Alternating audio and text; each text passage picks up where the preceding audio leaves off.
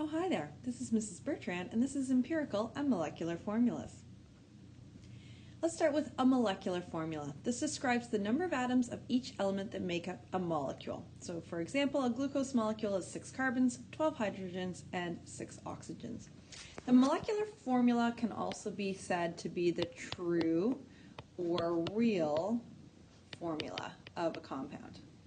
So it's the compounds we're used to seeing.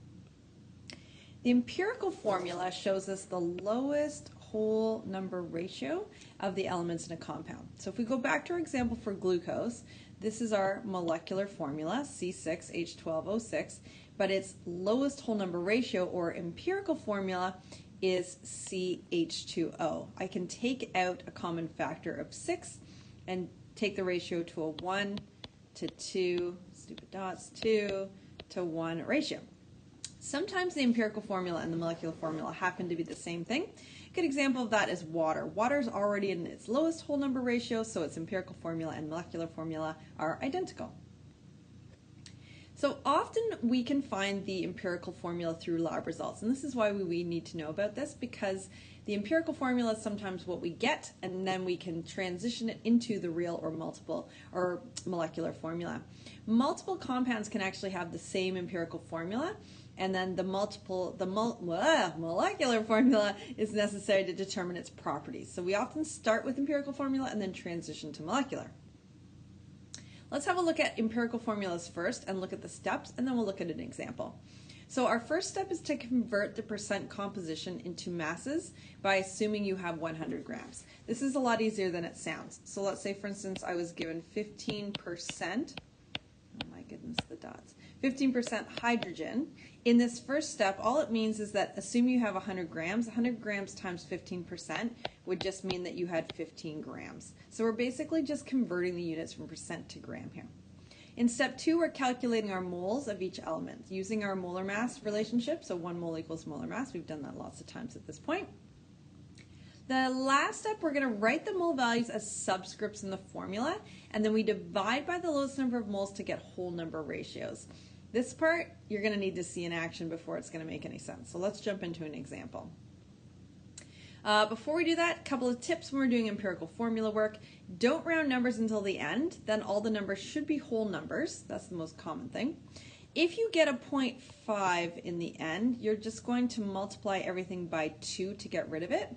And I've just given an example down here. So let's say, for instance, I got the formula C1.5. You can't have 1.5 carbons. You have to have whole carbons. So 1.5 carbons for every 3 hydrogens. To get rid of that, we would multiply by 2, and that would turn it into C3H6. So it's the same ratio being maintained, only we're using whole numbers. Sometimes we don't get a nice 0.5. We'll deal with that situation shortly. But let's jump into a more typical example to start with. Here we go. We're going to calculate the empirical formula of a compound that is 85.6% carbon, 14.4% hydrogen. So again, step 1 is just assume that you have 100 grams of each. So carbon, we have 85.6 grams of it. Hydrogen, we're going to assume we have 14.4 grams. Step 2, we're going to convert to moles. So moles equals 85.6 grams times, using our 1 mole over molar mass, moles on top here, grams for molar mass on the bottom. We're looking at the molar mass of 1 carbon, so about 12.01 grams here.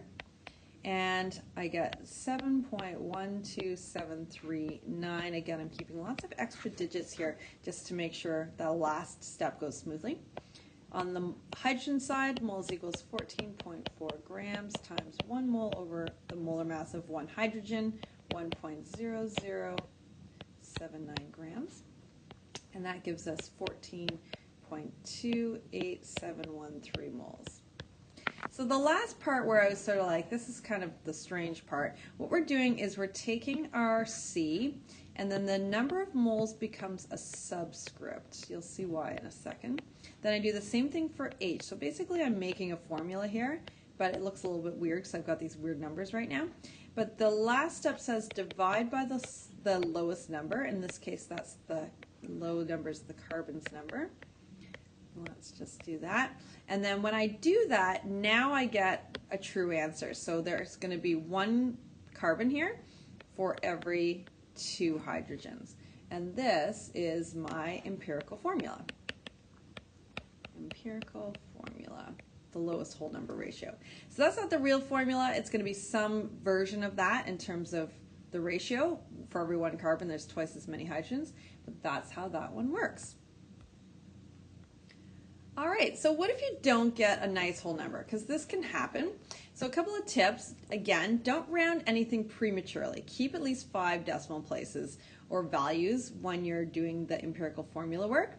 If you get decimals that are 0.95 to 0.99, you can just round up to a whole number. And this is what most commonly happens. So this is usually what the case is. Oh, one-eyed, there we go.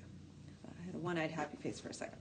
If you get a 0.0 and anywhere between 0.1 to 0.5, again, you can round down. This is, again, the most common situation. Oh, now we have no eyes. This is just getting worse. There we go.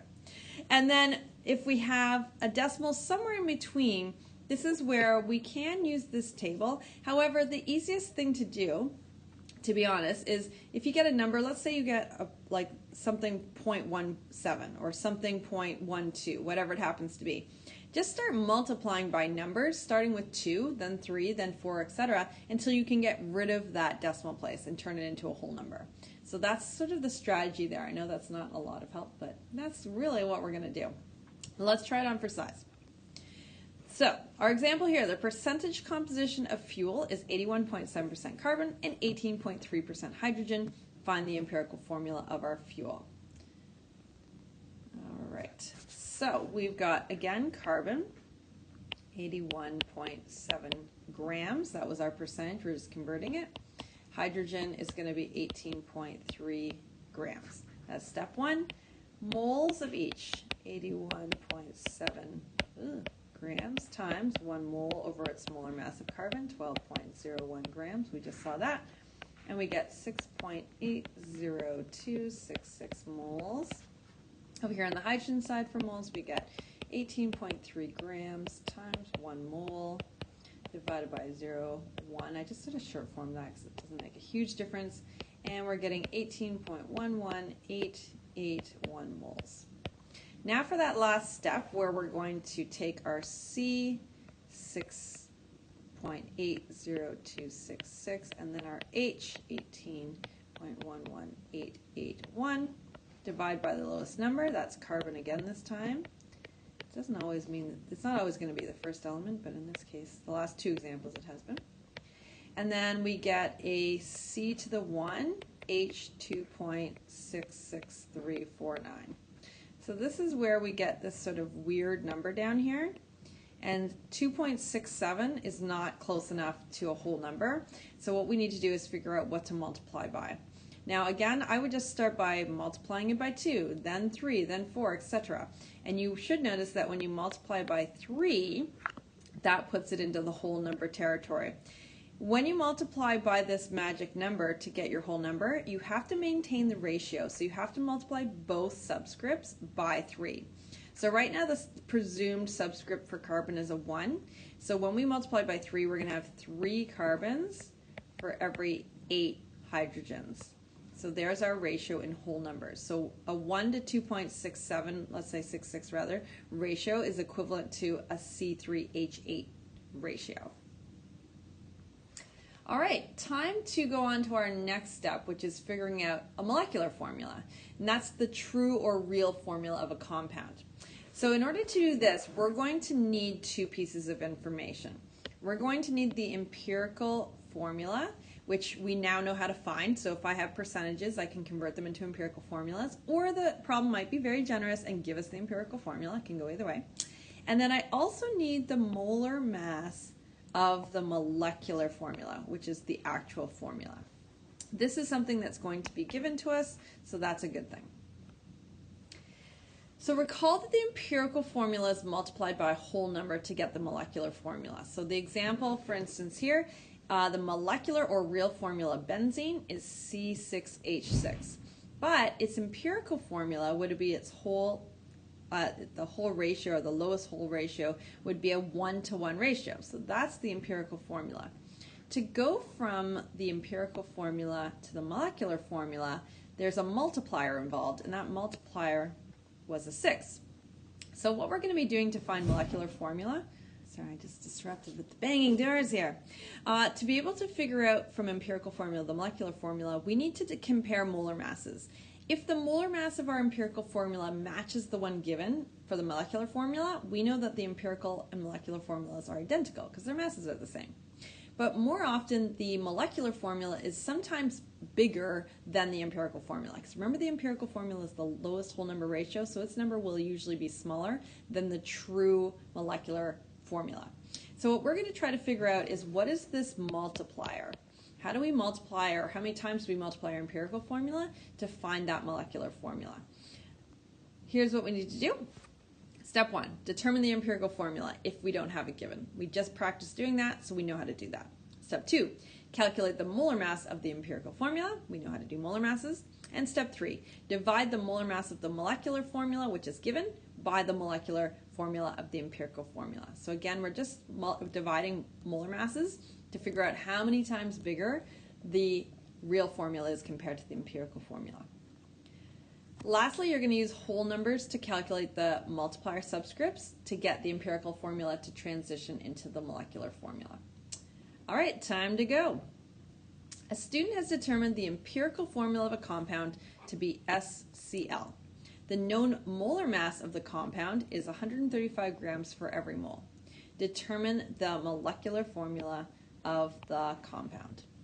So let's have a look at what we need to do. They gave us the empirical formula, so that's very helpful. And our first job is to figure out the molar mass of this particular formula. So molar mass of this is just going to be 32.065 for the chlorine, for the sulfur, plus 35.453 for the chlorine, for a total molar mass of 67.518 grams. And I've just kept extra digits, so you don't have to go quite that crazy. The second piece is to do the molar mass comparison. So we're going to put the molar mass of the molecular formula on top.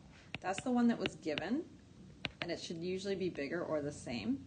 And we're comparing it to the molar mass of the empirical formula, which I just came up with. So our molecular formula was given as 135 grams for every mole, and then my molar mass above is 67.518 grams per every mole. When I divide this, the magic number here is 2. So here's what I do. I take my formula, empirical formula, SCl, and then I'm multiplying the formula subscripts by 2. So my real formula is then S2Cl2. And that's all there is to it. So now it's time to practice. Practice makes perfect. Remember, you're going to choose your own entry point. So if you're thinking, oh yeah, I've got this, start halfway and go up. If you need a slower entry point, a gentler entry point, start at the beginning. You can always do every second question. You want to do as many questions as you need to make sure you're confident with this material so that I could ask you about it the next day and you'd be able to do these questions. Have fun!